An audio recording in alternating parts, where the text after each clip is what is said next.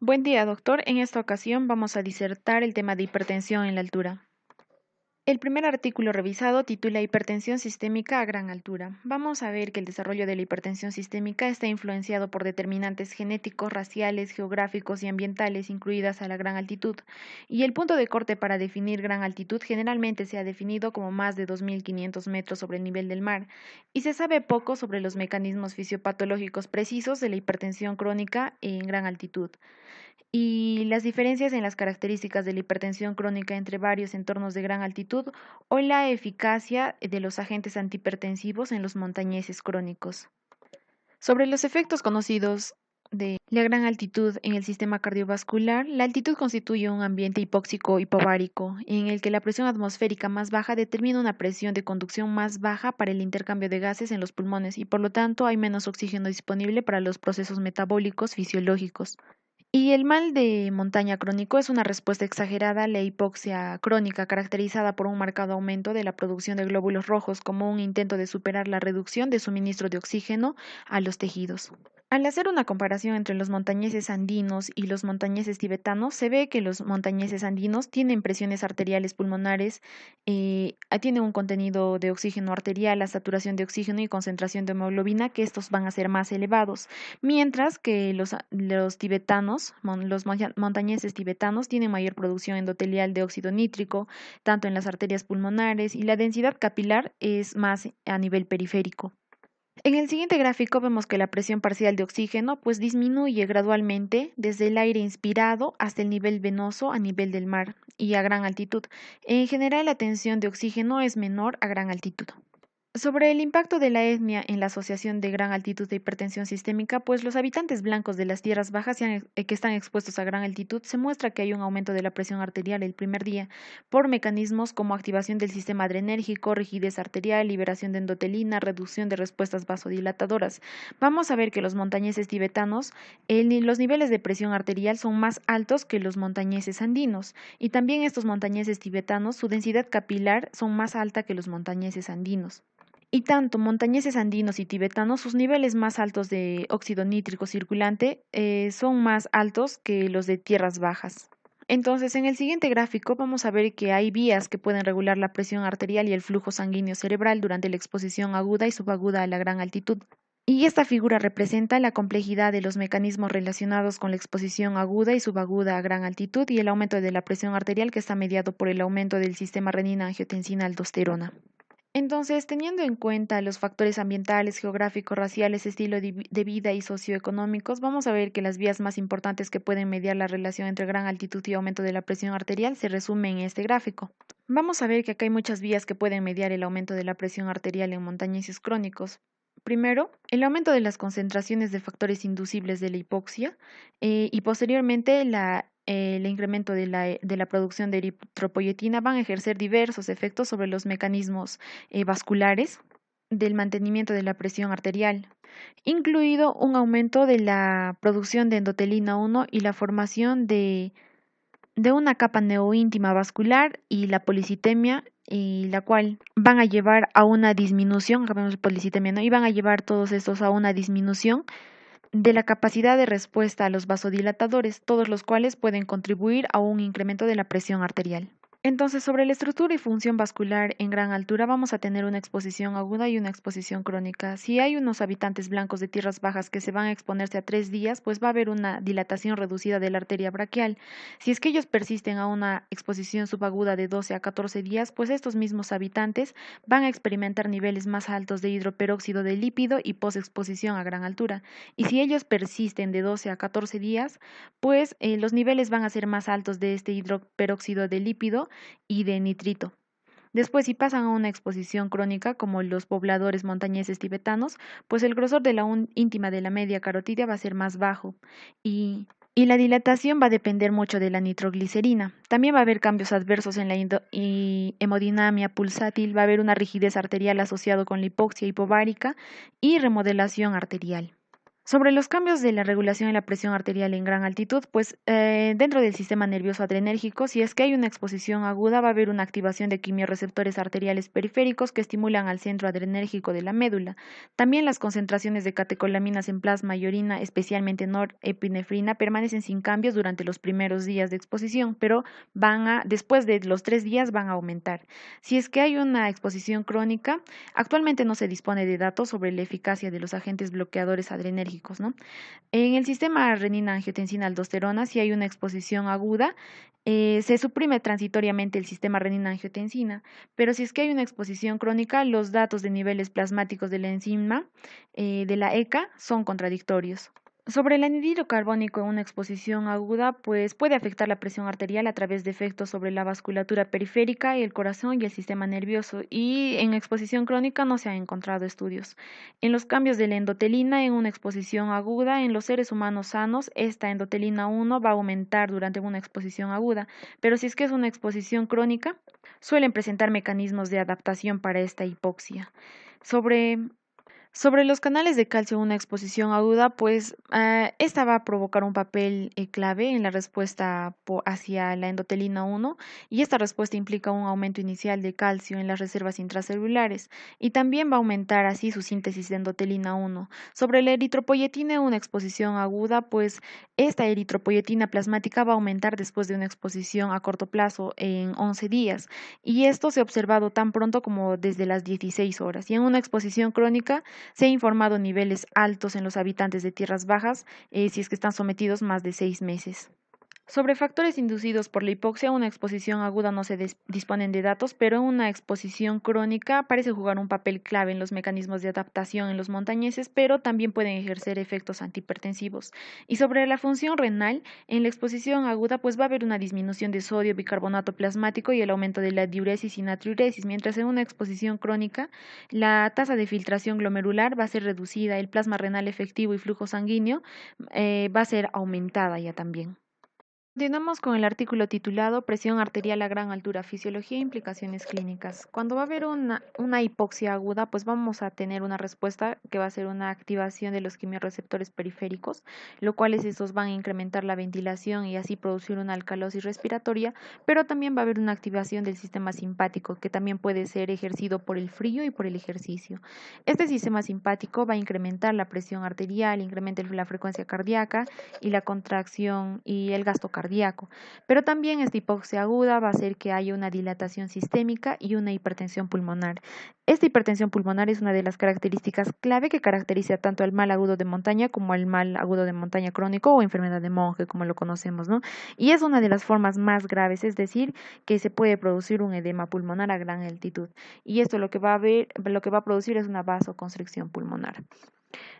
En la presión arterial y su regulación a grandes alturas, pues estos va a cambiar durante la hipoxia porque va a haber un aumento del gasto cardíaco, frecuencia cardíaca y disminución de la resistencia vascular periférica, como hemos visto en el cuadro anterior.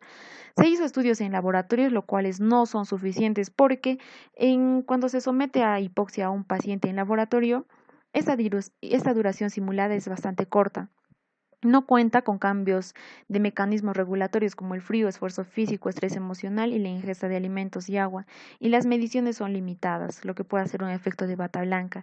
Es más reproducible hacer una monitorización ambulatoria de la presión arterial de 24 horas, tanto de día y de la noche. El artículo nos menciona un estudio en Nepal de 47 voluntarios, los cuales fueron sometidos a diferentes alturas y va a haber un aumento de la presión arterial con altitud y este es continuo y proporcional a la altitud que van a alcanzar. Este estudio lo vamos a ampliarlo en el artículo que viene posteriormente, que este es el HiCAR realizado en el Himalaya. Entonces, vamos a entrar a los mecanismos fisiológicos. Va a haber una activación simpática en la cual va a haber un aumento de noradrenalina. Ojo, no de adrenalina, solamente de noradrenalina. Y va a haber una activación del quimiorreflejo que va a provocar una respiración lenta y profunda. Y el gasto cardíaco se va a permanecer sin cambios porque va a haber una reducción del volumen del plasma y va a haber un aumento de la orina. El sistema renina-angiotensina-aldosterona no está implicado porque se plantea que hay una supresión a más de 3.400 metros sobre el nivel del mar y la función endotelial también va a estar alterada. Va a haber un aumento en la viscosidad sanguínea, lo cual vamos a conocer como hemoconcentración, y este efecto pues principalmente se manifiesta en la etapa temprana, en la etapa aguda de la exposición. Se vio que hubo presión arterial alta durante la noche en los estudios del HICAR. Podría plantearse tres postulados: por una oxigenación baja del sueño, que esta va a haber una estimulación pronunciada de quimiorreceptores y un incremento del tono simpático. El segundo sería la aparición de apneas centrales, que este va a estar acompañada de un patrón respiratorio periódico. Y la calidad de sueño en altitud se ve afectada con frecuencia debido a síntomas de mal agudo de montaña, por el aire inspirado, por el aire seco y el estrés psicológico. Y esto puede afectar aún más la presión arterial nocturna. En cuanto a los cambios de la presión arterial durante el ejercicio, pues ya más el estrés del ejercicio que tiene el paciente y más el estrés de la hipoxia, pues está sometido a mucho estrés, en la cual va a haber un desequilibrio en pacientes no aclimatados, tanto en el suministro y la demanda de oxígeno. Esto es la razón que nos explicaría por qué va a haber isquemia cardíaca. Entonces, como respuesta a esto, a este estrés o a este ejercicio, va a haber un incremento en la frecuencia cardíaca, presión arterial y funciones respiratorias, y va a haber una activación simpática. Para la terapéutica, pues la acetosolamida es una terapia que se utiliza generalmente para prevenir el mal agudo de montaña, pues tiene buena capacidad, solo que su reacción es una acidosis metabólica cuando se utiliza a largo plazo. El telmisartán y el nifedipino pues presentan buena seguridad y eficacia, y debemos tener mucho ojo con los beta bloqueadores no selectivos, porque estos podrían ser nocivos y generar un efecto en el control ventilatorio y difusión de oxígeno en la membrana alveolo-capilar. En las implicaciones clínicas, pues hay que saber que hay muchas personas que les gusta hacer un viaje a la altura, y también la mayoría, o bueno, son ancianos los que visitan, ¿no?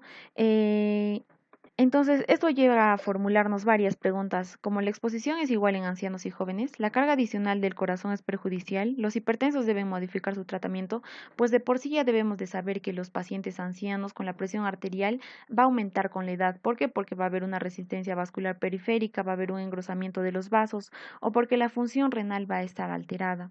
Entonces aquí vemos un resumen de los fármacos, ¿no? Que la acetazolamida era muy buena tanto en reposo y en el ejercicio, diuréticos que también se pueden utilizar pero no son recomendados, el calcio antagonista como el nifedipino, que reduce la presión pulmonar utilizando el tratamiento para el JAPE, y que el carvedilol va a tener un buen efecto vasodilatador beta bloqueante, pero solo su efecto se muestra hasta 4.500 metros.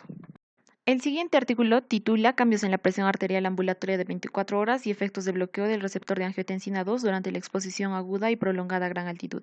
Pues tiene escasa información sobre los cambios inducidos por la altitud en la presión arterial ambulatoria y sobre la seguridad de los fármacos antihipertensivos y sobre su efecto en la presión arterial en estos sujetos expuestos a hipoxia hipovárica progresivamente grave. En los métodos se seleccionó grupos paralelos aleatorizados doble ciego, en la cual se compararon el efecto de la presión arterial en 24 horas, tanto un grupo con telmisartán y el otro grupo con placebo. Los participantes fueron menores de 65 años, los cuales fueron 47 voluntarios, 32 hombres y 15 mujeres, que cumplieron ciertos criterios de exclusión como tener antecedentes de enfermedad cardiovascular, una presión mayor de 140/90, cualquier terapia cardiovascular crónica, vivir a una altitud mayor de 500 metros, una exposición repetida mayor a 3.000 metros, con 8 meses de anterioridad, antecedentes de mal agudo de montaña y embarazo. En el procedimiento de estudio se estratificaron por edad y sexo, en las cuales fueron bloques de 4 para recibir telmisartán de 80 y placebo una vez por la mañana, tomaron telmisartán 40 miligramos o placebo, y después pasaron a cápsulas matutinas o placebo correspondientes después de la segunda semana. Después de haber recibido estas 8 semanas de tratamiento, ellos viajaron en avión de Milán, Italia, que está ubicado a 120 metros, a Katmandú, que está en Nepal, a 1.355 metros. Estuvieron ahí por 3 días. Luego viajaron en avión a Namche Bazar, que está a 3.400 metros, en la cual también tuvieron una estadía de 3 días. Hicieron una caminata por 5 días hacia la base del Monte Everest, que está ubicado a 5.400 metros. Aquí estuvieron 12 días. Durante su estancia de 3.400 metros a 5.400 metros, no se permitió que estos sujetos realizaran ningún ascenso adicional o una actividad física extenuante, tampoco que el consumo de alguna droga o alguna farmacología para el mal agudo de montaña. En las mediciones, la presión arterial convencional y la frecuencia cardíaca fueron tomadas en horas de la mañana durante 5 minutos. cada 15 minutos durante el día y cada 20 minutos durante la noche, y se observó que hubo una caída de la presión nocturna. Todas las mediciones se realizaron a nivel del mar. Vamos a ver que la medición antes del tratamiento pues está representada por este color. Luego hubo una medición 8 semanas después del tratamiento. Hubo una medición de 1 a 13 días a 3.400 metros, que es el NAMCHE, una fase aguda del primer y tercer día, otra fase prolongada del noveno al 12.º día y una exposición a la altitud de 5.400 metros inmediatamente después al regreso del nivel del mar. En acá se evaluaron los síntomas de agudos de mal agudo de montaña según el puntaje de la escala de Laglows, que fue 17, y la calidad de sueño autoinformada durante la estadía a gran altitud.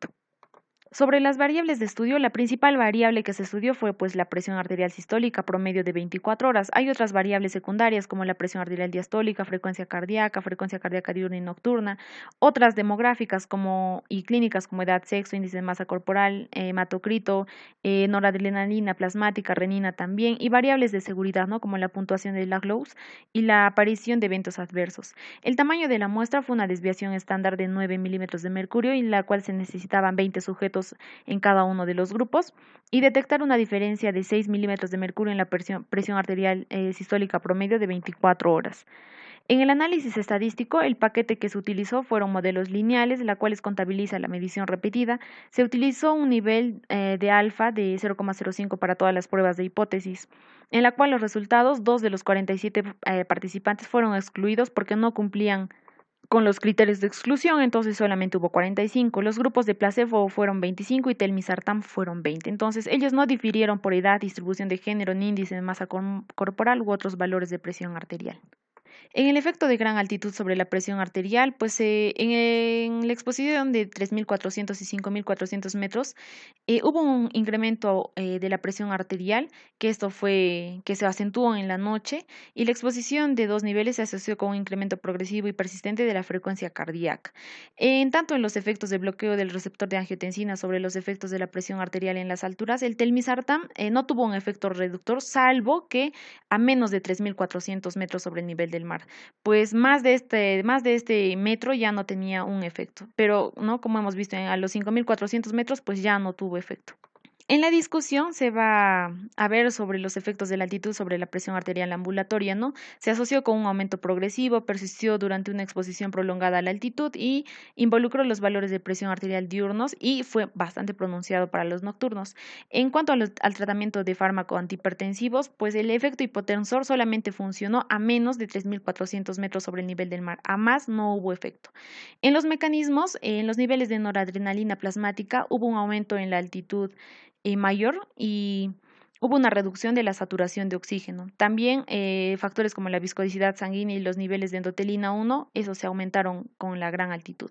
Y la supresión del sistema renina-angiotensina-aldosterona a alturas muy elevadas afecta la eficacia reductora de la presión arterial de los antagonistas. El artículo de a continuación titula Correlación entre los cambios en la presión arterial y el mal agudo de montaña, la calidad de sueño y el ejercicio tras la exposición a grandes altitudes en hombres jóvenes chinos.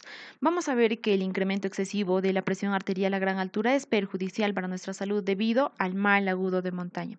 A mayor altitud, pues la temperatura va a disminuir aproximadamente 1 grado centígrado por cada 150 metros de elevación, y también la presión barométrica va a disminuir progresivamente. A esto le vamos a conocerle como hipoxia. Entre los cambios en la presión arterial se va a incrementarse la actividad autónoma y simpática, la cual va a haber una respuesta a corto plazo y prolongada. La hipoxia a corto plazo, la presión arterial no cambia o incrementa modestamente, pero si es prolongada va a incrementar gradualmente la presión arterial diastólica y en paralelo con el incremento de las concentraciones plasmáticas de la noradrenalina. Dentro de los materiales y métodos, el tipo de estudio fue observacional prospectivo con una población de 931 adultos mayores varones, que estos han sido expuestos a 3.700 metros en Lhasa desde la baja altitud, que era 500 metros, ¿no? Ellos fueron asignados aleatoriamente en 3 grupos, o sea, los de baja altitud, de gran altitud sin ejercicio y de gran altitud con ejercicio. En este análisis se utilizó el software SPSS el 19.0. La medición de la presión arterial y los cuestionarios del mal agudo de montaña, se utilizaron los criterios de Laglows para diagnóstico de mal agudo de montaña, y también la escala de insomnio de Atenas y la escala de somnolencia de Epworth. Y en condición de ejercicio, la caminata se midió, fueron por cada 3 metros de altura durante 5 minutos y se registró la presión arterial antes y después del ejercicio. En los resultados, las características basales generales en el grupo estudiado fueron bastante homogéneas, o sea, la incidencia del mal agudo de montaña el día 1 fue 62,75%, el día 3 20,97%, el día 5 25% y el día 7 a 13,33%, ¿no? Y ellos estaban ubicados a una altitud de 3.700 metros. Con respecto a la presión arterial, después de una exposición aguda a esta altitud, ¿no? La presión arterial diastólica y la presión arterial media aumentaron en forma gradual y continua. En cuanto a este análisis, mostró una relación con el mal agudo de montaña solamente para la presión arterial media, pero no para la presión arterial sistólica ni la diastólica. También la mala calidad de sueño se asoció generalmente con mayor presión arterial sistólica o diastólica para gran altitud, aunque los resultados inconscientes son inconsistentes en diferentes momentos. Y la presión arterial sistólica y la presión arterial de pulso aumentaron notablemente después de que hayan sido sometidos a ejercicio a esta gran altura. Y sobre la saturación de oxígeno, el día 1 fue incrementando, pero después no hubo diferencia entre el nivel del mar y de la saturación de oxígeno entre los dos grupos. Y en la discusión, la presión arterial sistólica incrementó como un fenómeno agudo debido a que va a haber una activación simpática aumentada y este va a ser va a ser dominante por el estrés hipóxico. Un incremento de la presión arterial sistólica tiende a normalizarse o disminuir después de unos días en la altitud. Y el análisis de la presión arterial diastólica es muy relevante para los estudios de los adultos jóvenes y este parece ser el componente más importante de la presión arterial. Entonces, tanto la sistólica como la diastólica alta se correlacionan con una mala calidad del sueño. A gran altitud, la presión arterial sistólica después del ejercicio y la presión arterial de pulso han sido bastantes, o sea, superaron la presión arterial sistólica antes del ejercicio. Y se debe porque ha habido un refuerzo de la contractibilidad cardíaca y ha habido también un aumento del volumen sistólico, en lo cual va a tener una resultante como una presión arterial elevada. Como conclusión, los datos muestran cambios notables en la presión arterial bajo la exposición a diferentes condiciones de gran altitud, como la presión arterial aumentó con el tiempo, una presión arterial más alta generalmente acompaña una mala calidad del sueño y una mayor incidencia de mal agudo de montaña, y la presión arterial sistólica y la del pulso fueron más altas después del ejercicio a gran altura. Entonces, por lo tanto, deberíamos esforzarnos más en monitorear la presión arterial después de la exposición a grandes altitudes para prevenir aumentos excesivos de la presión arterial. El siguiente artículo titula Aumento de la presión arterial con la altitud en 3 comunidades indígenas argentinas. La hipertensión arterial es el contribuyente más importante de la morbilidad y mortalidad cardiovascular en todo el mundo. La hipoxia debido a gran altitud expone a los habitantes a una presión atmosférica baja, y no solamente esto, sino se va a combinarse con otros factores, como el clima frío, zonas desérticas, dietas limitadas y malas condiciones socioeconómicas. Las principales adaptaciones fisiológicas que se producen en los individuos ubicados en grandes altitudes se deben probablemente a la hipoxia, ¿no?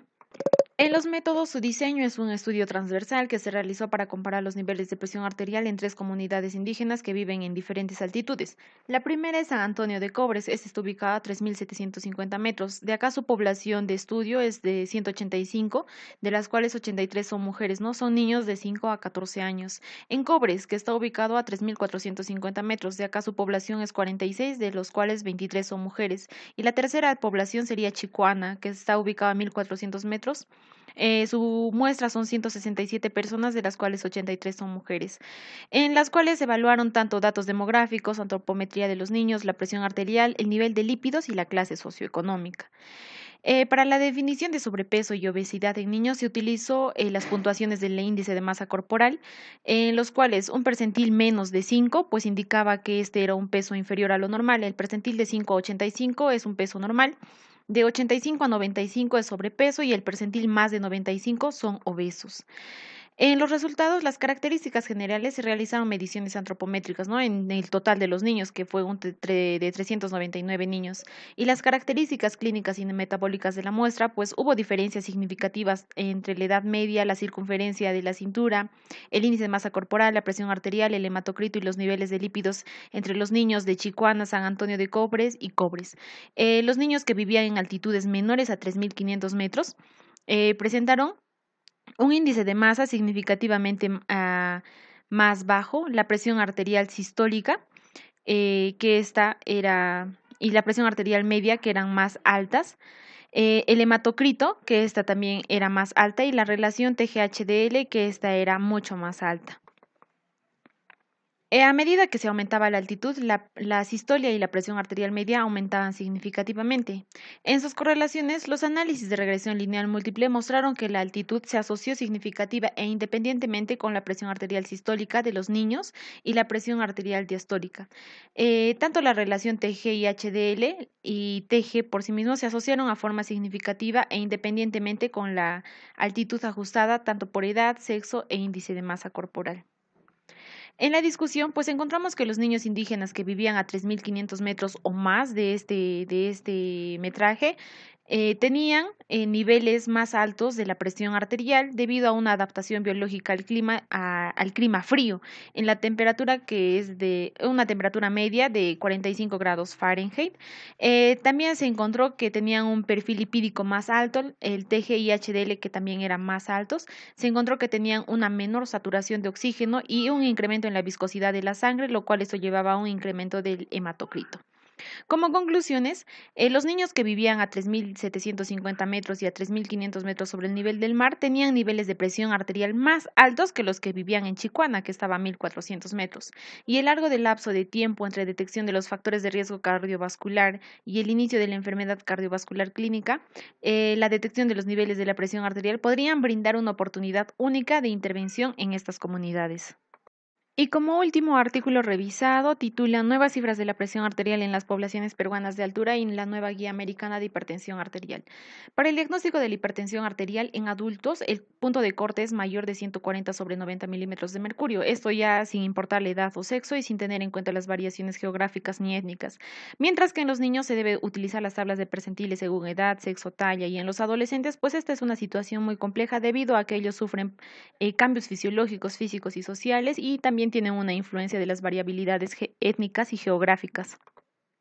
En nuestro país, los criterios de normalidad universal no pueden ser aplicados a todos sus habitantes por lo normal, debido a que presentamos variaciones geográficas, biológicas, étnicas, fenotípicas y genotípicas. Entonces, a raíz de este problema es que se ha realizado el 15º Congreso Peruano de Cardiología, la cual nos muestra poblaciones diferentes, ¿no? Unas establecidas a nivel del mar y otras ubicadas en la cordillera de los Andes. Estos pobladores ubicados a la cordillera de los Andes están sometidos a una hipoxia hipovárica, en la cual su organismo está en una continua adaptación. Entonces es esta hipoxia hipovárica la principal diferencia, la cual hace una diferencia entre ambos pobladores.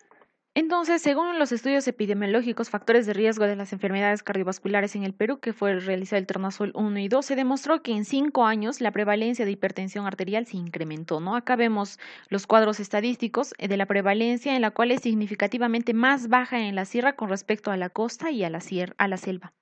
Para la muestra fueron 12.448 personas, los cuales eran mayores de 18 años y normotensos. Ellos pertenecían, ¿no?, a los estudios de tornasol 1 y 2, descartando hipertensos, compensados y también a embarazadas. En los resultados, el patrón normal de la presión arterial del adulto andino es de 134 sobre 89 milímetros de mercurio y hay un incremento significativo de 23,2% según el patrón del patrón universal, ¿no?, que es de 140 sobre 90, y aumenta la prevalencia de la hipertensión arterial sistólica aislada y la hipertensión mixta. También la prevalencia de la hipertensión diastólica aislada y la de los normotensos disminuye significativamente. Según la literatura de los países andinos, se considera que la hipertensión arterial en la altura es un factor de menor riesgo para el accidente cerebrovascular. También la prevalencia de la hipertensión arterial en las poblaciones de altitud es tan alta como las del nivel del mar y por lo tanto no debería ser subestimada como factor potencial de ACV. Y las metas para el tratamiento de la hipertensión arterial en estas poblaciones tiene que ser menor al 134 sobre 89 milímetros de mercurio. Entonces, adaptando estas cifras de hipertensión arterial andina a la clasificación europea, vamos a ver que según la clasificación europea, el rango para definir hipertensión arterial es de 140 sobre 90, mientras que la presión arterial en la sierra va a ser de 134 sobre 89. Ahora observamos este gráfico, ¿no?, en la cual nos muestra la prevalencia de la hipertensión arterial a nivel nacional con un rango de universal que es la 140 sobre 90, en la cual la curva femenina, que es esa curva de rojo, es menor hasta antes de los 50 años. Pero pasado los 55 años vamos a ver que esta línea sobrepasa la curva masculina, mientras que en esta figura 2 nos muestra la prevalencia de la hipertensión arterial en el habitante andino según la edad y sexo, comparando los patrones 140 sobre 90 y 134 sobre 89. Y este sigue siendo el mismo patrón que la figura anterior, ¿no? En la cual nos muestra que la curva de la prevalencia de la mujer pues va a ser mayor después de los 55 años en una presión universal, mientras que en la presión arterial andina vamos a ver que el patrón las diferencias son mayores entre ambos géneros, o sea, la prevalencia de la hipertensión en la mujer es siempre menor que la del varón. Y hay un acercamiento, sí, pero no se juntan y tampoco le sobrepasa. Estos acercamientos son entre los 50 años y los 65 años de edad, pero sin alcanzar a la curva masculina. Entonces, la Asociación Americana del Corazón, que es el AJA, y también la CC, según estas publicaciones, pues ha causado una tremenda polémica a nivel nacional. Y como conclusión del artículo, pues la hipertensión arterial tanto en la costa y la selva debería medirse con un patrón universal que es mayor a 140 sobre 90 y en las alturas utilizar el rango de 134 sobre 89. Entonces, se puede afirmar que en ningún criterio de normalidad se puede dar cuenta por sí sola de inmensas variabilidades biológicas, ¿no? Y particularmente psicológica del ser humano, ya que no existe un criterio universal de normalidad aplicable a todos los individuos de todas las sociedades y culturas en cualquier tiempo histórico. Muchas gracias.